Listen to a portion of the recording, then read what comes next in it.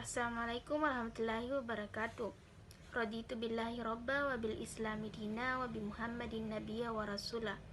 Rabbi israhli sadri wa yassirli amri wahlul uqdatam min lisani yafqahu qawli.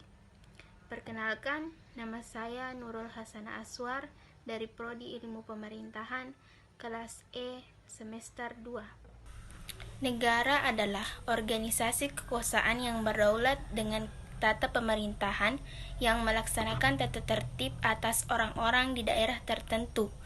Sedangkan menurut KBBI, pengertian negara adalah organisasi dalam satu wilayah yang mempunyai kekuasaan tertinggi yang sah dan ditaati oleh rakyat. Menurut Profesor Miriam Mudiarjo, negara adalah organisasi dalam suatu wilayah dapat memaksakan kekuasaannya secara sah terhadap semua golongan kekuasaan lainnya dan yang dapat menetapkan tujuan-tujuan dari kehidupan bersama. Adapun sifat-sifat kewarganegaraan diantaranya: pertama, sifat memaksa. Negara berhak untuk menggunakan paksaan agar seluruh komponen bangsa mematuhi aturan dan undang-undang yang berlaku. Tanpa adanya sifat paksaan ini, maka akan ada banyak warga yang bertindak sewenang-wenang dan tidak menjalankan aturan hingga menciptakan kekacauan. Oleh karena itulah, negara memiliki hak untuk menggunakan kekerasan atau kekuatan lewat aparat seperti TNI, polisi, atau lembaga peradilan yang sah. Tujuannya adalah untuk mencegah terjadinya kekacauan, memastikan semua elemen negara mematuhi undang-undang yang berlaku, serta menjaga kedamaian bernegara. 2. Sifat monopoli.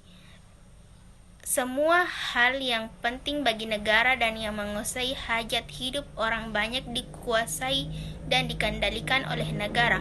Segala sesuatu dalam lingkup dalam negeri dikendalikan dan dimonopoli oleh negara. Hanya ada satu sistem saja yang digunakan, yang ketetapannya telah diatur oleh negara tanpa adanya campur tangan dari pihak atau organisasi lainnya. Sifat monopoli ini juga memastikan bahwa sumber-sumber daya untuk kepentingan orang banyak harus dimanfaatkan untuk kepentingan rakyat.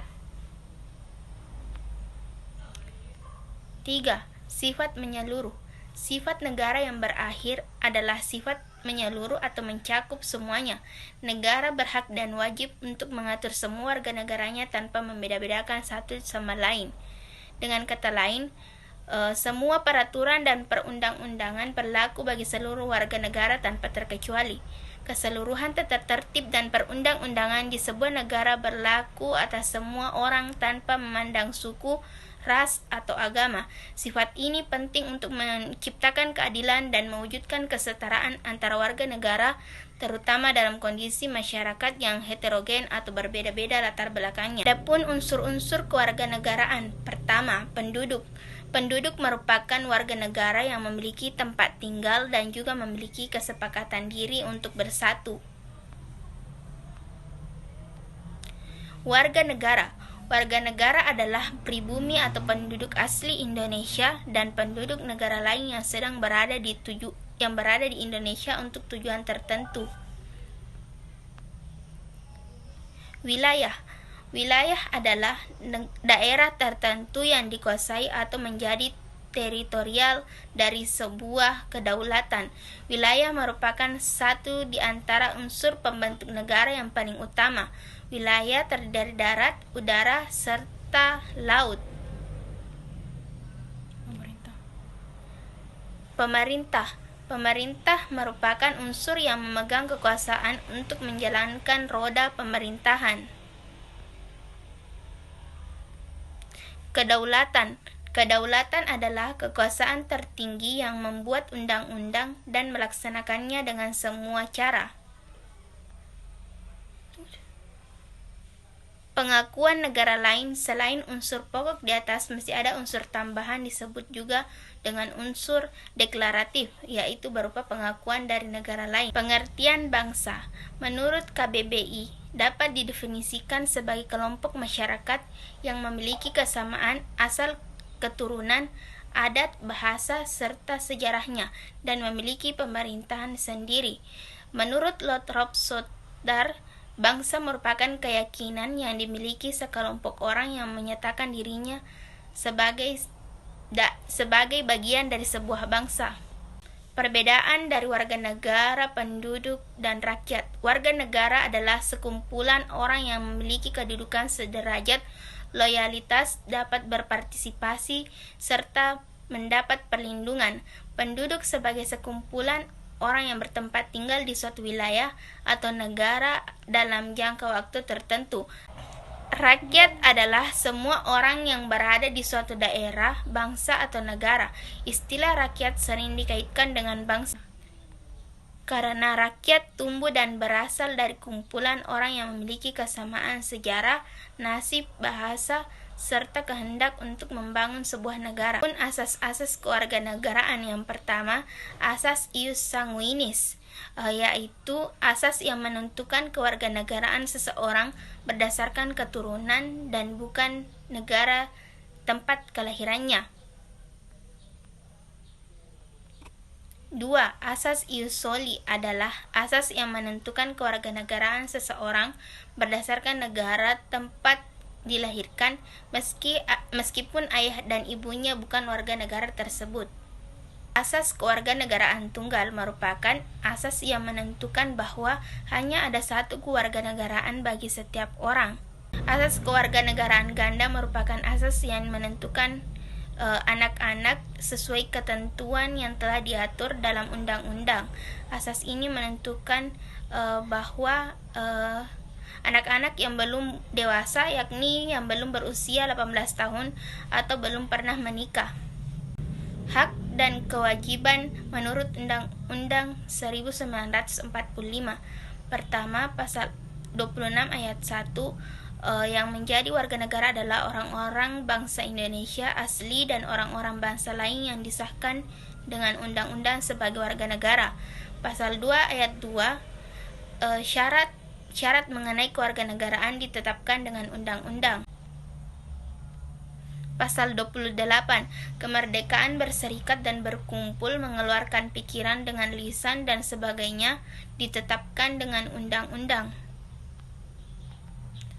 Pasal 30 ayat 1, hak dan kewajiban warga negara untuk ikut serta dalam pembelaan negara, dan ayat 2 menyatakan pengaturan lebih lanjut diatur dengan undang-undang.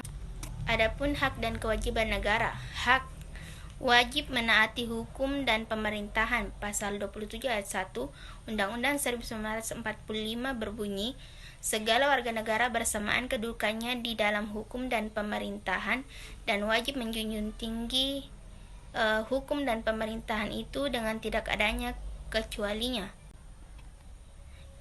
2. Wajib ikut serta dalam upaya pembelaan negara. Pasal 27 ayat 3 Undang-Undang 1945 menyatakan setiap warga negara berhak dan wajib ikut serta dalam upaya pembelaan negara. Ini wajib menghormati.